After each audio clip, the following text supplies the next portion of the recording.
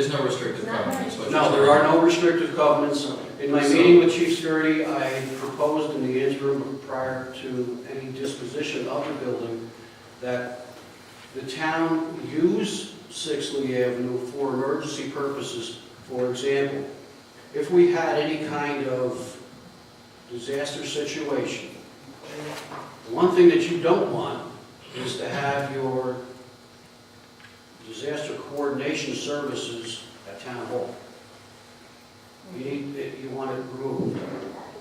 So you can still conduct town business, and that the disaster coordination efforts could be utilized through that building. So Joe, just so I'm clear, there's no restrictive covenant on it. That's correct. So why aren't we moving toward selling it? Because while you make a very good point about disaster preparedness, I think it's important that the ambulance That's corps be also- helped by revenue. Fair question. And simply put, I have a laundry list of things that are much higher on my priority to making sure that we have our people trained in getting out of the rigs. But this is a considerable asset. You know, this is a significant asset. It's not worth the purchase price of an ambulance. That building, We can help you. the building is constructed in 1945. And we have a myriad of problems with it. We've had exhaustive efforts just trying to get our volunteers in there to clean it out. It was in such a despicable state of disrepair, I say.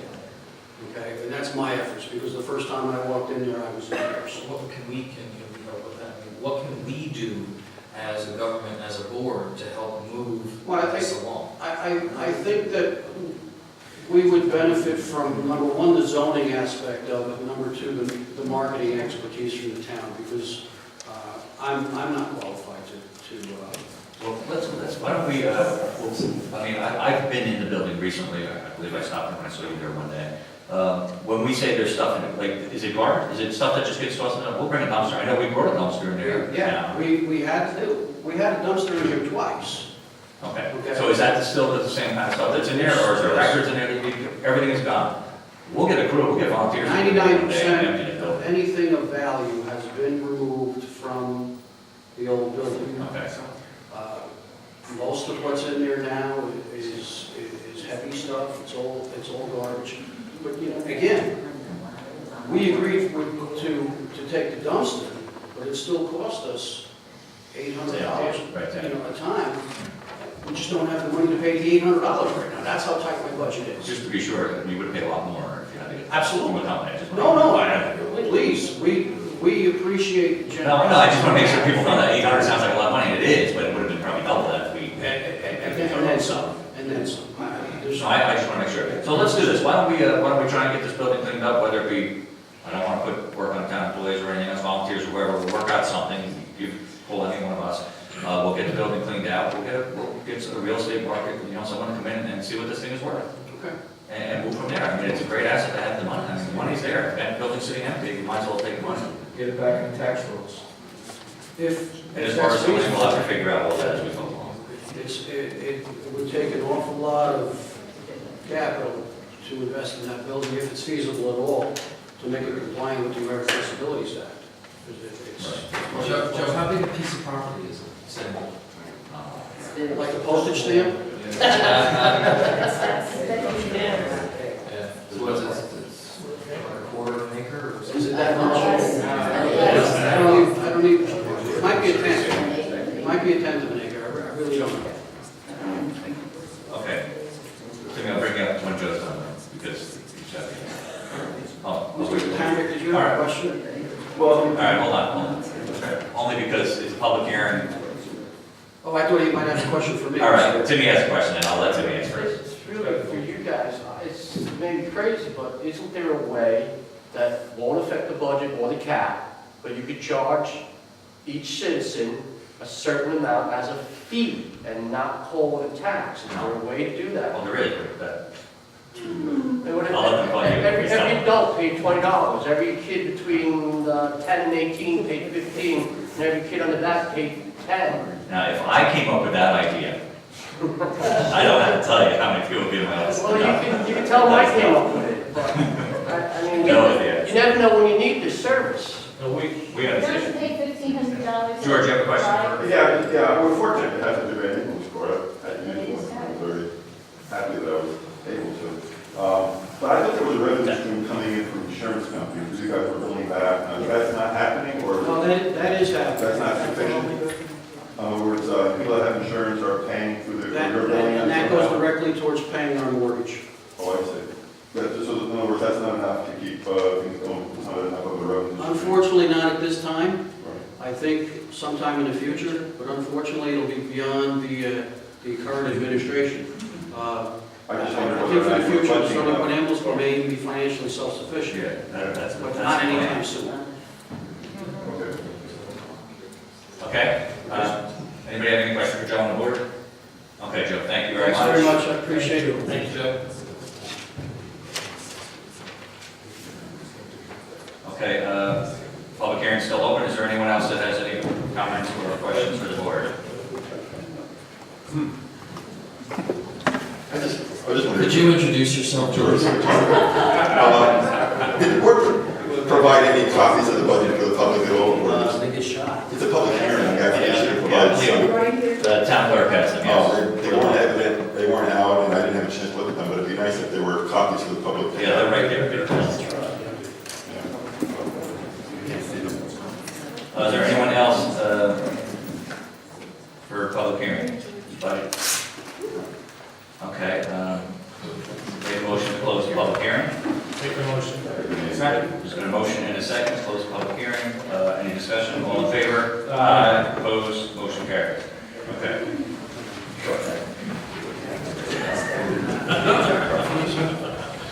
So we have on the table now, we have your proposal, which I appreciate you looking at that supervisor to get into the tax amount.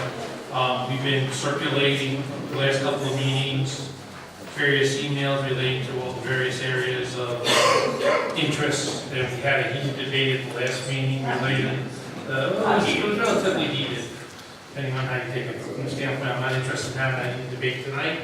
From that standpoint, there's a lot of input, but there's still, the areas you hit in there were generally, the bulk of the reduction, which I'm sure we're all agreeable to from the standpoint of the first pass, is increasing the surplus, actually, reducing the surplus, but using a bigger piece of the surplus in the budget.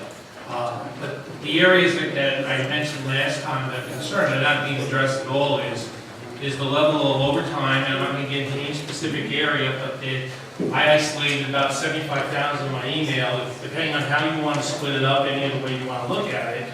And the rationale was because we had a harsh winter last year, we had the storms, etc. But the purpose of a surplus is to provide for things like that. So, you can't always assume that every year is going to be a winter, because we could have done that 10 years in a row. Prior to that, we never did that. From another standpoint of it is that we are talking about outsourcing various functions, not getting specifics, but then there were comments made at the public sessions earlier about that we're selling the sewer department, things like that, and we're talking about using whether attorneys or outside agencies or whatever to assist us in these evaluations of properties, etc., that require the use of outsiders versus using, additional resources that I believe is budgeted to a degree. So I'm advocating that there should be a reduction in the benefit aspect of it, because the dollars will be there whether you use the outsourcing or a town employee. However, the benefit aspect won't be there. So again, I'm not going to specifically get into that because it's debatable, but I think there's enough of those issues in the budget that you should look at. From a standpoint of generally the comment I made last time was, I'm surprised nobody else made it, and I hate to bring up this as opens Pandora's box, but there was a cell tower sale, and utilizing the amount, there's a lot of money that was set aside in the surplus to be utilized in the future. From that standpoint, to kind of like offset some of these budget items as we go forward. And I do understand it was not to be used in 1 year, and I'm not saying we use it in 1 year, And as I pointed out at the last meeting, we made very major accomplishments by resolving two major contractual relationships at very good increases from a standpoint of, based on historic events, which were very favorable. I think both parties, both contractual parties, felt that it was fair on both sides. So that worked out well, and it has an impact on it. But I think in consideration, some of those items, when we discussed those, knowing the situation with the cell tower sale and knowing the situation of our surplus position was part of the consideration. There's always a discussion and any kind of vote, which is, I always initiate is it budgeted? Some of it's not as apparent, and just to use an example, only because it was on the police hiring this year, was there a single line item that indicated we would hire this individual position, or was it did the chief adjust the budgets relating to whether it was part-timers or overtimers, et cetera? And then we debated that, and then at the end of the day, when it was voted upon, it was determined that there was a budgeted item for it. So those items have impact too. I did ask the financial director to, only because of the size of the police budget, to basically give us 2014 data. And she did provide it to us, thank you very much. Very comprehensive from that.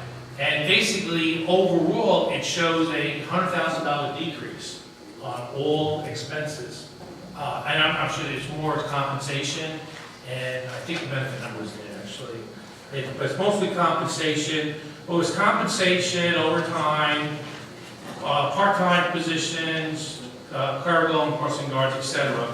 And it shows a reduction of $100,000. However, we substantially reduced the overtime number and the part-time number by more than that amount, like $300,000. So theoretically, there was an increase overall of compensation from it. Although we added new hires versus there was a changeover of retiring patrolmen. So that's still kind of, I have a little difficulty still grasping that concept. But I pointed that out last time. And again, just another item for consideration. The other item of consideration is that we arbitrarily set up a reserve across all the fund balances of 20%. And that was basically for safety and soundness type of situation. And now we're kind of making that as becoming more than a stopgap, but really more of like, it's not a legal issue. There's no state regulation that requires us to have that amount. No. And I know one of the financial director's comments to one of the other councilmen was that we have to provide another $100,000 in there in order to build up the reserve. So, building up the reserve and it's going to be in there, obviously it's going to get spent. And then what happens during the year, the ugly part about it is that because if it's budgeted, then when we go to dispense it during 2015, then it gets into a debate as the amount was, although it was budgeted, things happen during the year. There's other expenses that occur, there's other things that change the circumstances, and thereby the argument is more, especially from a department head, is, well, you budget that amount, so I want to spend it now. But however, other things got spent, whether it was emergency basis or if there was any kind of storms or special events that occurred. So what happens to all of that I feel at a minimum, we should be reducing another $100,000 in any of these. One last point, the mortgage recording tax. That was one of my original comments again. I appreciate you responding to it, and I know how you feel about it, but from the marketplace right now, there is a lot of home sales, and particularly there's a lot of home sales in our town because of the tax situation. And thereby, people are going to sell their homes for various reasons. They move out of the area, they retire, they divorce, etc., or they just want to change their quality of living. So that spurs house sales. And from the standpoint of, I think there should be a little more set aside for that, because I'm seeing that in the industry, and that's the industry I'm in. So I've seen that throughout especially the New York area, any part of the state. So without getting into specifics on which line, because we can be here to next meeting until midnight, I'm advocating that we hit some of these general areas and reduce the expenses by another $100,000. And thereby, I believe that would bring down the overall amount down to -2% on overall taxpayer, and then we break down the commercial rate at 11%. The only thing I'll ask is that, I mean, you're saying $100,000, I mean, you mentioned some areas. Oh, 75,000 alone, I expressed that in an email. We can debate what department you want to do it on, and I think from a standpoint of it is, but it's set up, you know, if there's a storm, there's a hurricane, I understand that, but you pull out a surplus. You know, from that standpoint, and it's not a highway versus a police or versus a sewer. What it is when it comes to a budget, you have to put it in the Well, line. you can make that discretion, you're closer to that than we are, because when I suggested comments, and, you I know, hear you, it but- goes back, so I'm giving you that Alright. discretion to make those changes. Okay, I've made my changes that I've offered here tonight. That is the changes from last meeting that I went back and thought were responsible changes to the taxpayer. And listen, that's why we're here tonight. If your suggestion changes, let's put them out here. We have to, you can't just say we're gonna drop $100,000 off. We have to do it in a line. I'm telling you where I'm saying we can save money, you know, or by raising revenue in the sales tax. And those are fact numbers. Those are numbers that, I'm not picking numbers out of a hat. I understand.